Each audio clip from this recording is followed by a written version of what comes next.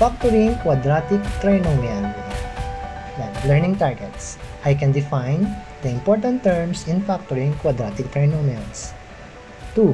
I can factor completely quadratic trinomials.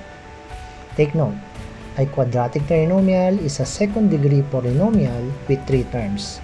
This is of the form ax squared plus bx plus c, where a, b, and c are non-zero integral coefficients. Note, a quadratic trinomial is also a product of two binomials which are unique with each other. Two cases of factoring quadratic trinomials. Case 1, a quadratic trinomial where a is equal to 1. Case 2, a quadratic trinomial where a is not equal to 1. Let's start the case 1, where a is equal to 1. Example, x squared plus 3x plus 2. Let's use trial and error method. First, let's put our two parentheses for our factors. Factor x squared, it's x and x. Let's factor 2. 1 times 2. And when you combine the factors, 1 plus 2 will give us 3, which is our middle term. Therefore, our factors will be plus 1 and plus 2. Let's proceed with our next example. W squared plus 6w minus 55. Again, with our two parentheses as our factors. W squared, the factor of that is ww. Let's factor negative 55 with negative 1 and 55. Let's get another factor for trial and error. Negative 5 and 11. Now let's add them and check if that will be our middle term. The first one is 54. The second one is positive 6.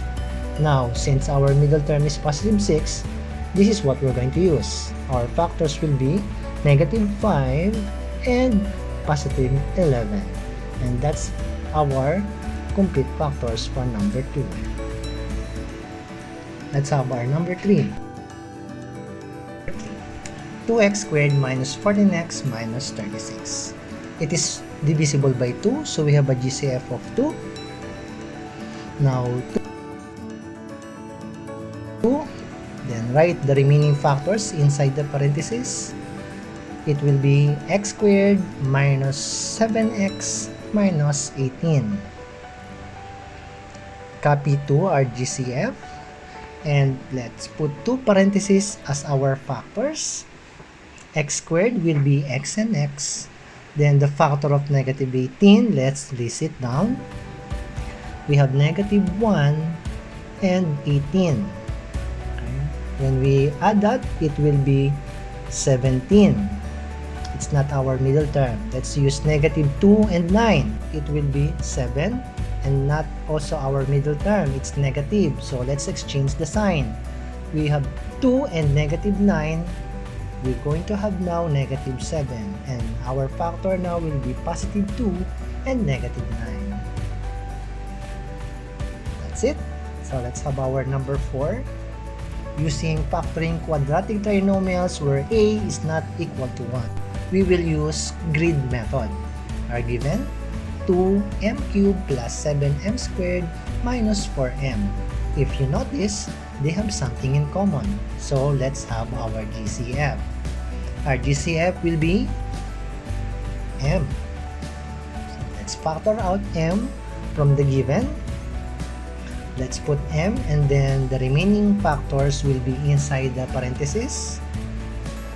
Factor out m from 2m cubed will be 2m squared plus, if you factor out m, it will become 7m minus, when you factor out m, it will only be 4.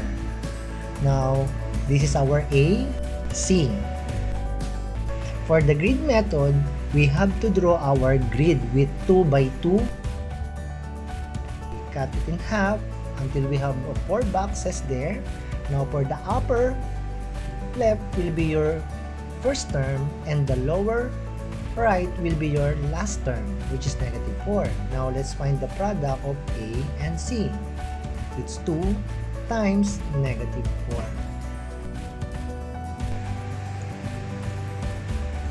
Negative 8. And the factors of negative 8 will be negative 1 and 8. And when we find the sum of that, it will be positive 7, which is our middle term. So after that, it's like factoring by groupings.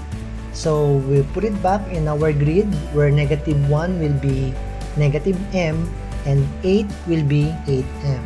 After that, we will find the common in the column part and the row part. So getting the common upward, 2m. In this part, negative 1. In the horizontal part, the common will be m. And in the bottom part, the common will be 4.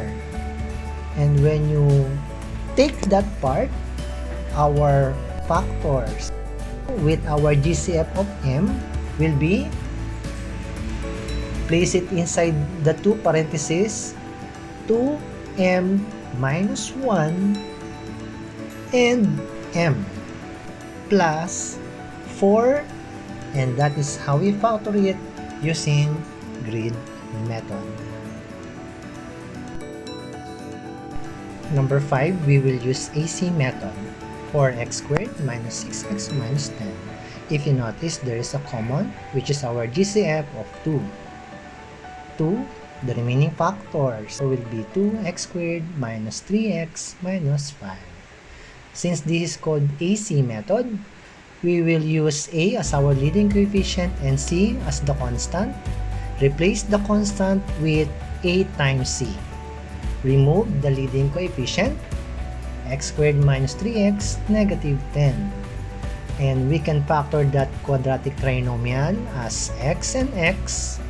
Negative 10 will be negative 5 and positive 2. And after that, we replace our first x with our leading coefficient, which is 2 times x. So 2x minus 5 and 2x plus 2.